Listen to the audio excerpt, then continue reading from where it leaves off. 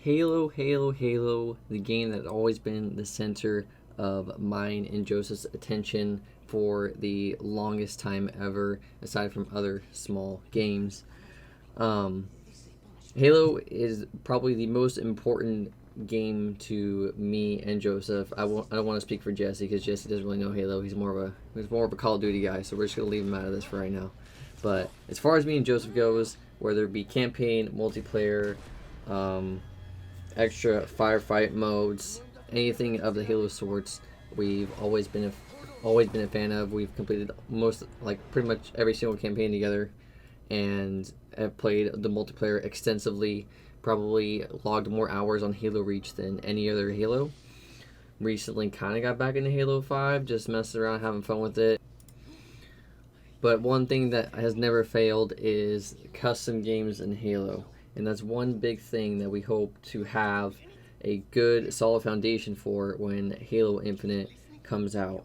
As far as that trailer, the trailer that they showcased, and everyone fighting about it and arguing about it over the internet about the bad graphics and everything, there's certain reasons why certain things are the way they are. One being COVID-19 forced everyone pretty much out of their offices and buildings and into their homes. So that's one thing to kind of have to get used to, and that they have to manage as a company in order to get this game out. But as far as like wish list goes, I do hope the graphics are a little bit better. It did seem a little bit weird in some spots, but as far as being a demo, I mean, what can you expect? No game is perfect, and it's bringing a lot of like just negative attention to Halo, and then also a lot of negative attention to Xbox itself, which I don't think they exactly deserve it. I mean, either way, I think the game looked pretty good, looked pretty solid. Like the new weapons that they showcased, the new rifle. The only thing I'm not a fan of is the pistol. I don't know, it just looks too slim and more tactical than the older style Halo pistols. But that's just my opinion. Hopefully we get more content put out, whether it be screenshots or little clips of cutscenes or gameplay. But for sure, probably the next thing they are going to release, as far as trailer wise, is probably going to be multiplayer or some form factor of showcasing it. What's different about this release in this time or era of 2020 is that there honestly isn't a lot of game trailers being put out. I don't know if that's just because of the whole COVID thing and projects are continuously being delayed. For example, Cyberpunk has been delayed, I think, once or twice so far. I don't know if that's just the game or it was just the beta, but delays happen.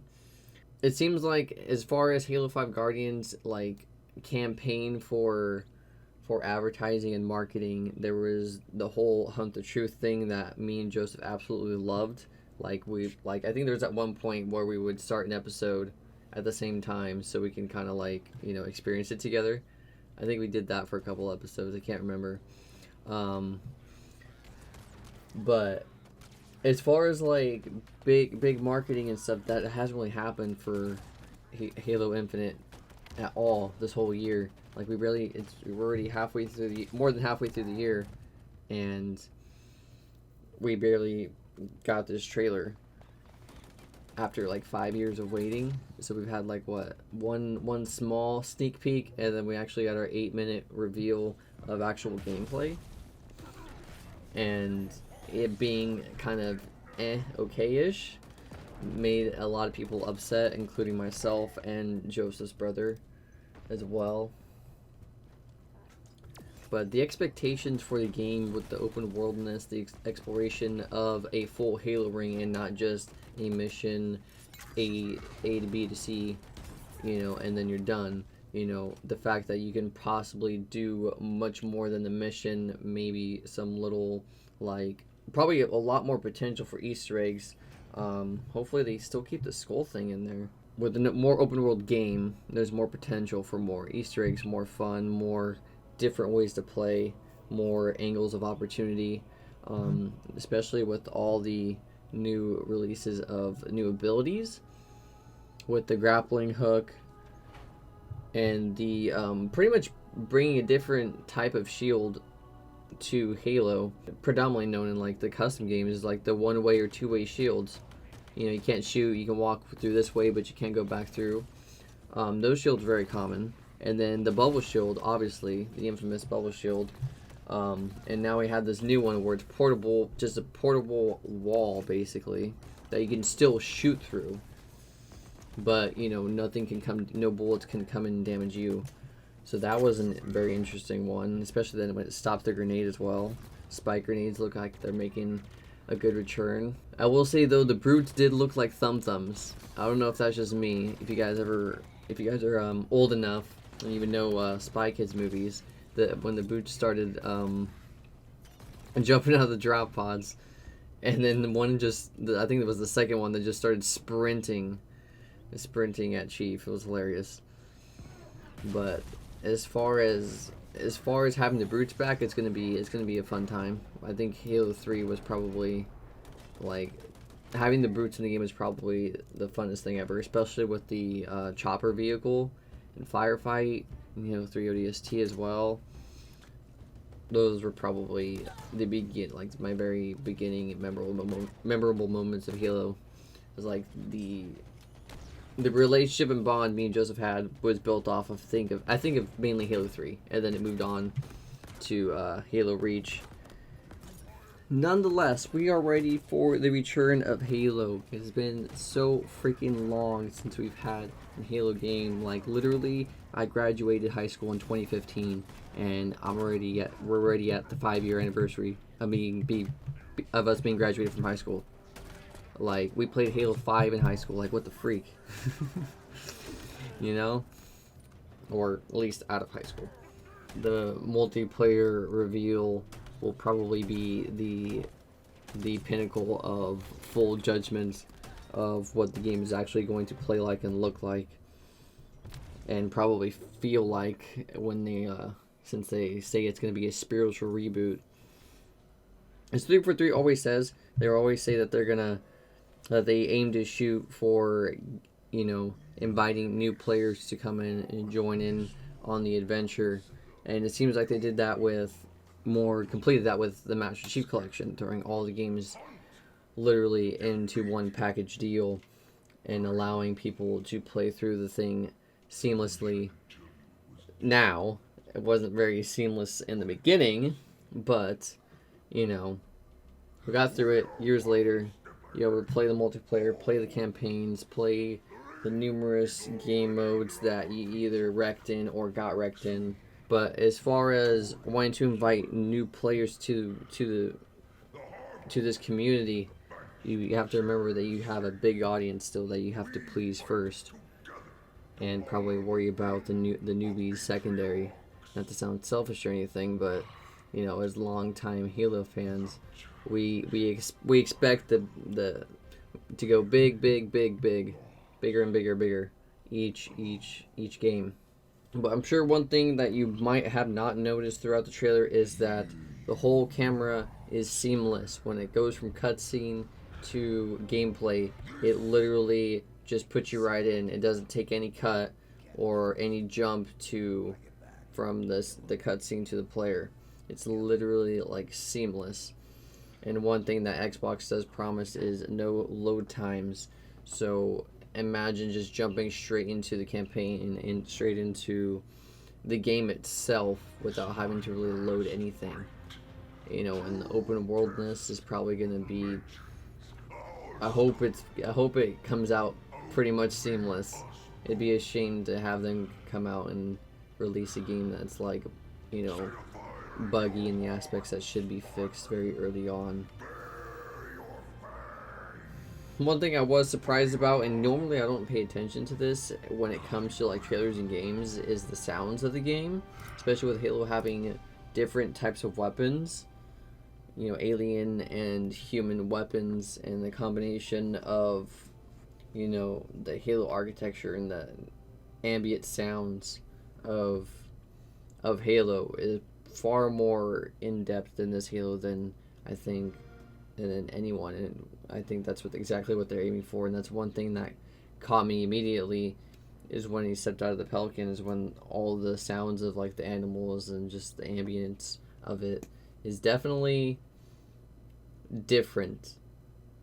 And it kind of feels good that it's different, and that, you know, there's always new sounds that they went through and did and added to make the game feel more real and immerse yourself even more. But at the same time, Halo's never really been like that. And it's, like I said, it's a good thing, but there's just so much going on now. I hate to see it. I hate to see it as a bad thing, and I don't think it is. I think having more immersion with sound is definitely a key factor in Halo. It's just Halo is just known for having literally everything: the iconic chief, the the music, the soundtracks, the voice acting, the characters themselves. We just want to be highly satisfied as consumers of this content. You know, me, Joseph, and Jesse probably lived in we believe we lived in the greatest era of gaming, where we grew up, where it wasn't as big, and we molded our friendships over it and stuff, and had wonderful memories over the years with games like Halo, games like Call of Duty and Modern Warfare 2, games like Mario Party. There was a point in time where we were still playing on the GameCube, with the introduction of the Wii. As we move more and more into the highly intense graphics and more realism and VR, it's becoming to be the norm for people who were born after 2005. Like we grew up with flip phones. Half of our phones probably didn't have cameras on them. So after seeing all the technology as we're growing up and seeing it progress, the older people just want to feel like kids again, in the satisfaction of gaming, especially when it comes to multiplayer and the factor of all the buyable items you can buy in games now, with battle passes, rocket passes, and all this cosmetic crap that you used to be able to earn and not have to purchase. I'm all for supporting, the development of a game. I'm willing to pay the $60 for a brand new game. I've always been willing to do that since, beginning of when I've started earning my own money. Obviously, it's much more funner spending somebody else's, but, we just want to have a good time, not have to pay for a good time. We want to earn things. It used to be in games where you just earn it. You earn things that your friends don't have, and you compete, and it creates that friendly / toxic gaming friendship with one another. I have this, I have something that you don't. It was never, well, I spent more money on this game than you did, type thing. Overall, the excitement for this game is probably... I'm more excited for this game than any other game. I don't really care about... I don't even know what's going on with Call of Duty this year. No one's released anything. There's, no news about it. At least that I've seen in my feeds. But probably this, Cyberpunk, and a few others are probably my most anticipated releases, especially since becoming more of a PC gamer and trying to test out the capabilities of my RTX 2080. Very much look forward to that. So, I have been James. If you enjoyed the video, a little talk, rant, podcast type thing, I don't know what it is yet. It's just a compilation of my thoughts and hopes and dreams. But we do stream live on Twitch and on Facebook. So if you ever want to check us out, links are in the description. Or just search up UndefinedGamerz or the UndefinedGamerz on Twitch. Sorry, our name was already taken years ago. I wish it wasn't. But anyways... we will definitely be looking forward to creating some Halo Infinite videos when it comes out, and some freaking awesome streams where you guys can participate with us and play with us, because that's what we love doing. We literally do that every single stream. We play with people literally every single stream, whether it be Rogue, Halo, Call of Duty, Minecraft, Roblox, Rocket League, GTA. Our streams are pretty much all-inclusive. We're an all-inclusive community. So feel free to stop by. If you wish to do so, I've been James, aka the Yoda in our community. We have a nice one. Peace out. True test of legends. Our story will outlive us both. Set a fire in your heart, Spartan.